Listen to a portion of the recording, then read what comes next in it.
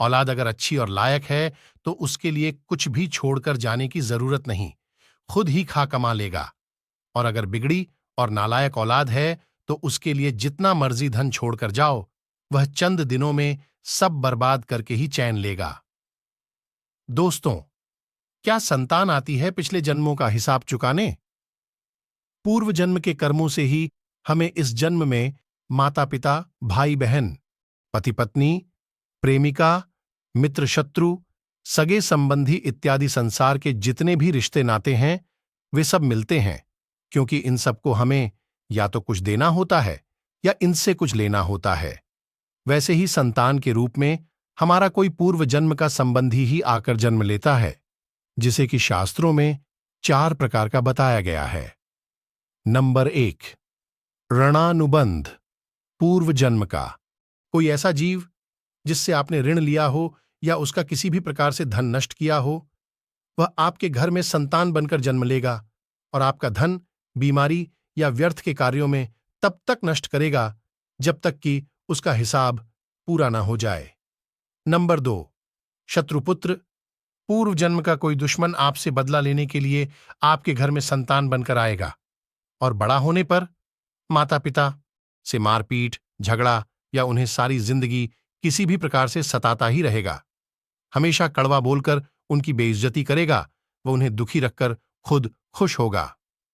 Number 3, उदासीन पुत्र। इस प्रकार की संतान न तो माता पिता की सेवा करती है और न ही कोई सुख देती है और उनको उनके हाल पर मरने के लिए छोड़ देती है। विवाह होने पर यह माता पिता से अलग हो जाती है। नंबर 4, सेवक पुत्र। पूर्व जन्म में यदि आपने किसी की खूब सेवा की है तो वह अपनी की हुई सेवा का ऋण उतारने के लिए आपकी सेवा करने के लिए पुत्र बनकर आता है। जो बोया है वही तो काटोगे। अपने मां बाप की सेवा की है तो ही आपकी औलाद बुढ़ापे में आपकी सेवा करेगी, वरना कोई पानी पिलाने वाला भी पास में ना होगा। दोस्तों, आप यह न समझें कि ये सब बातें केवल मनुष्य पर ही लागू होती हैं। इन 4 प्रकारों में कोई सा भी जीव भी आ सकता है। जैसे आपने किसी गाय की निस्वार्थ भाव से सेवा की है तो वह भी पुत्र या पुत्री बनकर आ सकती है।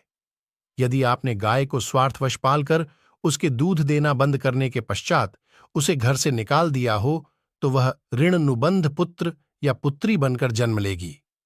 यदि आपने किसी निरपराध जीव को सताया है तो वह आपके जीवन में शत्रु बनकर आएगा, इसलिए जीवन में कभी किसी का बुरा नहीं करें। चूंकि प्रकृति का नियम है कि आप जो भी करोगे उसे वह आपको इस या अगले जन्म में वह 100 गुना करके देगी। यदि आपने किसी को 1 रुपया दिया है तो समझो आपके खाते में 100 रुपए जमा हो गए हैं। यदि आपने किसी का 1 रुपया छीना है तो समझो आपकी जमा राशि से 100 रुपए निकल गए।